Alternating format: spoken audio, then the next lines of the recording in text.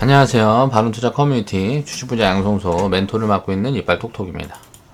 오늘 이제 해볼 이야기는 애플이 주는 교훈은 19년도 12월 15일날 일요일날 이제 제작을 했던 영상이고요. 그러니까 최근에 이제 뉴스를 보니까 애플이 한국 시총을 넘었다, 막 요런 한국 코스피 시총을 넘었다, 이런 뉴스도 굉장히 나오면서 사람들이 반응을 보니까 어이가 없는 거예요. 야, 그러니까 접근을 할 때 이렇게 생각을 해야 되는 거죠. 애플이 얼마 버는데? 얼마 벌어? 코스피는 얼마 버는데?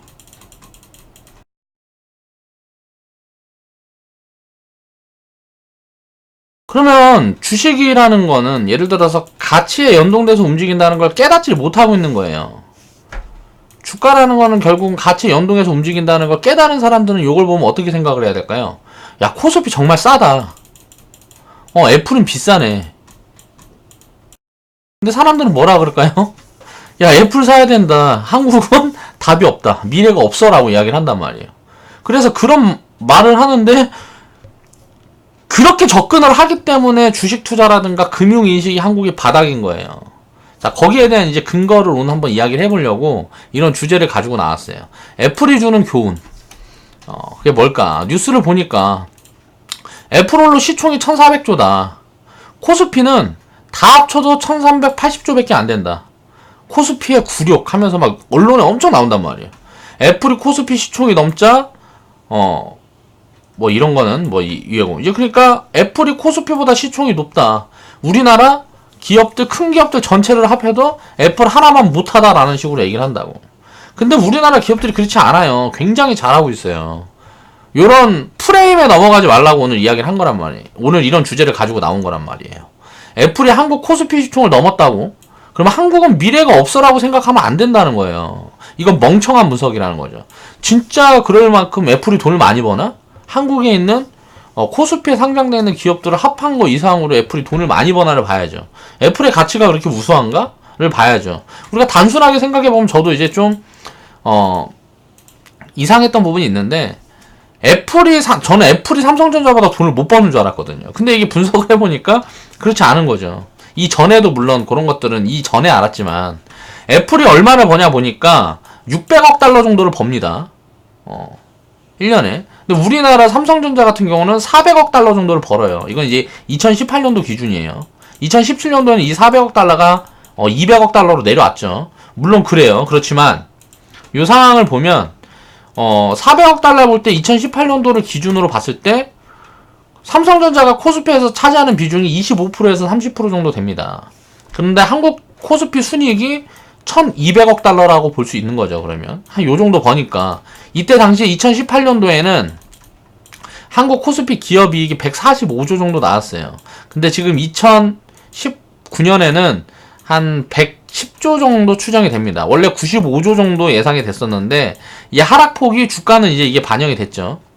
이만큼 올라가지 못하고 주가는 미리 2019년도 실적 추정치를 반영을 했는데 지금은 추정치가 좀 올라가서 4분기 추정치가 좀 올라가서 110조 정도 추정이 되고 있는 걸로 알고 있어요. 그러면 애플은 60조 버는 거잖아요. 60조. 2018년도 기준으로 60조 버는 거잖아요. 자, 60조랑 110조랑 기반해보면 곱하기 2죠.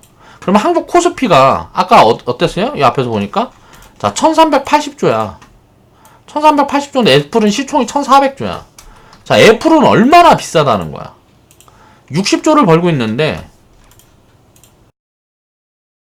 애플은 60조를 벌고 있는데 요게 시총이 1400조란 말이죠. 그럼 퍼가 이게 몇 배냔 말이야. 퍼가 20배를 넘는 거잖아요. 퍼가 거의 뭐 한 3배 정도 되네. 그럼 애플은 엄청나게 비싼 거잖아. 한국 코스피 같은 경우는 코스피 같은 경우 1380조잖아. 1380조를 버는데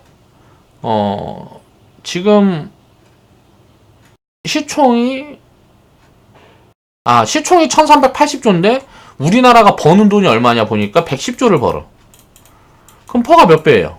자, 12배, 11배잖아, 11배. 그러면 이거 엄청 싼 거거든, 한국은. 지금은 물론 코스피 시총이 애플 시총보다 이제 높을 겁니다. 코스피가 좀 올라와서. 요런 걸 생각을 해보면 거의 한국 한국 코스피는 마이너스 50% 정도 저평가되어 있다는 거잖아요. 애플이랑 놓고 보면. 근데 애플이 너무 고평가니까 한 20% 정도는 빼줘야죠. 그러면 한 지금 30% 정도는 저평가 영역에 있다는 거예요. 한국 코스피는. 그럼 지금 지수 포인트가 몇이냐? 2200포인트니까. 그러니까 미국 시장이니까 한 20% 정도 디스카운트를 주면 우리나라 지수는 그럼 얼마까지 가야 되냐? 못해도 2800에서 3000까지는 가야 된다고 보는 거죠. 기준이. 이런 게 잡힐 수 있다. 그럼 우리나라가 엄청 싸니까. 그럼 지금 애플을 사야 돼요? 삼성전자를 사야 돼요? 삼성전자가 아니고 코스피를 사야 돼. 당연히 코스피를 사야 된다는 결론이 나오는 거죠. 한국 코스피 순이익은 그러니까 요 3배 정도 하면 1300 이거는 내가 잘못 얘기했구나. 1380조가 아니고 지금 한국은 돈을 버는 거는 한 1200억 달러. 이때 당시에 이제 120조 이야기를 했었는데 이때 당시에는 145조를 벌었습니다. 우리나라가. 근데 지금 추정치가 한 110조 정도 나오는데 애플보다 한 40%? 50% 싼 거죠. 애플은 600억 달러. 600억 달러 하면 60조를 버는 거죠.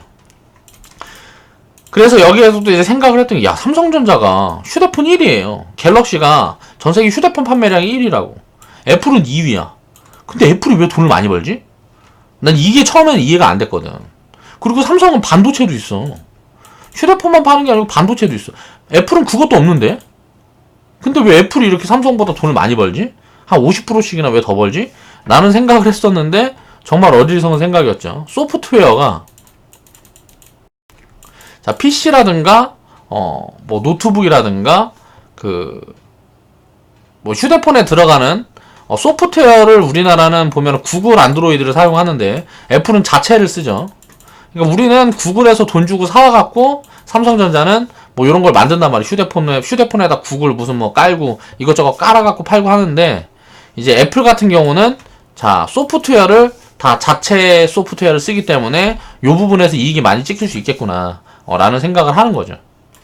물론 정확한 부분들은 세부적으로 이제 분석을 해봐야 되겠지만 그만큼 소프트웨어가 중요한데 이익도 굉장히 많이 차지하고 되게 중요한데 우리나라는 아쉬운 게 요 부분을 좀 더 키웠으면 좋겠다 라는 생각을 하고 있지만 사실 좀 독점적인 부분들이 많이 있기 때문에 소프트웨어는 그거를 뛰어넘지 못하는 것 같아요. 한국은 쉽게 말하면 해외에서 많이 쓰는 소프트웨어를 사다가 이제 탑재를 해야 되는 거죠.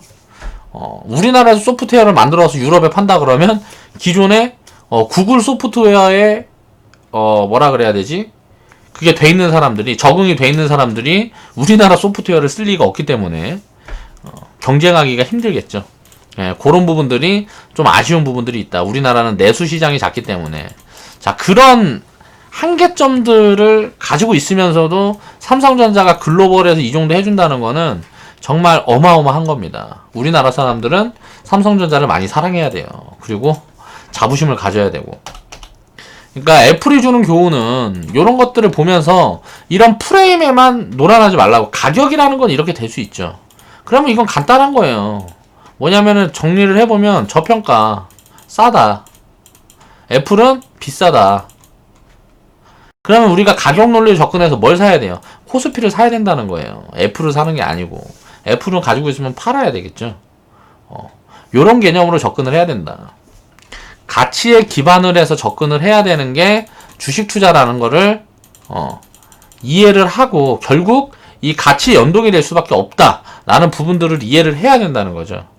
그러니까 이런 부분들을 이해를 하지 못하기 때문에 주식 투자를 하는 개인 투자자들은 항상 대부분이 실패를 하는 거다. 이런 부분들이 참 안타까워서 공부를 할 때 이런 뉴스를 찾아보고 이슈를 따라다니는 그런 거는 공부가 아니에요. 그 내용에 대해서 왜곡된 부분들을 찾아내는 게 공부인 거예요. 무언가가 이게 왜곡돼서 비싸거나 쌀 때 내가 가진 자산이 어떤 왜곡 흐름이 만들어져서 예를 들어서 어떤 테마성 흐름으로 이슈가 붙어서 비싸지게 되면 자 매도를 고민을 하는 거죠. 이거를 다 팔 건가 일부를 팔 건가 또 왜곡 흐름이 만들어져서 이건 이 이슈 때문에 이렇게 빠졌는데 너무 많이 빠졌다. 또는 이게 빠지지 않았는데 이 이슈가 있는데 이게 입혀지지 못했다. 그래서 되게 싸다. 예를 들어서 지금 대표적인 게 뭐 2차 전지 섹터가 있으면 여기에 빠지는 게 ESS 해갖고 한국화재 뭐 이래가지고 한국에서 자꾸 화재가 벌어지고 뭐 하는데 이 이슈를 보면 요거는 이제 충전량 때문에 그래. 해외에서는 뭐 이런 게 화재가 일어나질 않아요. 한 70% 정도만 가동해야 되는데 우리나라 욕심이 있어갖고 100% 가동하고 90% 가동하고 하다 보니까 자꾸 화재가 일어나. 근데 해외 사례를 보니까 이 화재가 일어나지도 않아요. 똑같은 배터리를 다 쓰고 있는데 LG화학 거 뭐 이런 거 쓰고 있는데 해외에서는 이런 화재건이 없어. 그러면 이거는 배터리 문제가 아니라는 거죠. 그리고 또 있는 게 뭐예요? 2차 전지 성장 모멘텀은 전기차예요. 자, 이 ESS 때문에 이게 지금 주목받고 예를 들어서 실적이라든가 돈을 버는 부분들이 요걸로 입혀지는 게 아니란 말이에요. 여기에서 돈이 다 입혀지는 거지. 요런 것들을 이제 생각을 해봐야 돼. 그러면 요것 때문에 이렇게 많이 빠졌으면 밸류를 딱 체크해보면 비싸지 않단 말이야. 그래놓고 미래 성장 모멘텀이 굉장한데 요 부분을 아직 못 입혔다. 요런 판단을 하는데 언론은 이용을 하는 거래요. 그러니까 언론을 따라다니면서 이 뉴스를 고지고대로 보는 거는 하수들이나 하는 거고 여기에 숨겨진 걸 찾아야 됩니다. 숨겨진 거. 그러니까 프레임에 놀아나면 안 돼요. 어떤 프레임을 잡아갖고 요거 이럴 거야 저럴 거야 라고 얘기하는 요거에 놀아나면 안 되고 내가 이제 가치에 기반을 해서 요런 공부를 하는 거예요. 그래서 이게 어떻다 저렇다 요런 부분들을 가치에 기반해서 싸다 비싸다를 찾아내는 거예요. 그래서 쌀 때 투자해서 비쌀 때 파는 거예요. 투자의 가장 이상적인 부분들이란 말이에요. 쌀 때 매수해서 비쌀 때 매도하는 거예요. 근데 이 비싼 구간에서도 더 비싸질 수도 있는 부분들이 항상 존재하기 때문에 요거를 나눠 팔 수 있는 뭐 시스템이라든가 요런 여러 가지들을 고민을 하면서 접근을 하는 거죠. 쌀 때는 자 사서 더 싸지면 더 사. 그러면 이 싸질 수 있는 조건이 어디 정도 될까? 예를 들어서 주가가 5,000원인데 이게 2만원 갈 거야. 근데 이게 2,000원까지도 빠질 수 있는 거란 말이에요. 주식이라는 거는. 왜? 심리적인 부분으로 가격이 결정이 되기 때문에. 근데 결국은 여기 간다는 거야. 왜? 가치가 여기 있다 그러면. 내가 분석하는 가치가 여기까지 있다. 그러면 이게 2만원까지 올라갈 건데 자 5,000원에서 여기서 빠졌다 갈지 그냥 갈지는 모르겠어. 그럼 난 여기서 살래. 아니면 여기까지 빠질 때까지 기다렸다 살래. 그러면 그냥 움직여버리면 나는 못 가지고 있는 거잖아요. 여기에 대한 판단을 하는데 분석이 필요한 거죠. 이 타이밍을 심하게 고민하면 안 된다는 거예요. 예를 들어 나는 최대한 가격 논리로 싸게 사고 싶은가 아니고 가치로 볼 때 싸게 사야지 가격이 뭐 5,000원이다 2,000원이다 주식 가격이 10,000원이다가 싸고 비싼 게 아니라는 거죠. 그걸 되게 착각을 한다고 사람들이. 그래서 오늘 이제 애플에 대한 요런 언론에서 자꾸 부정적인 부분들을 조장하는 그런 뉴스들이 많이 보여서 내가 생각하는 방향성 그런 부분들을 정리를 한번 해보려고 주제로 가지고 나왔습니다. 자, 오늘 영상은 여기서 마무리할게요.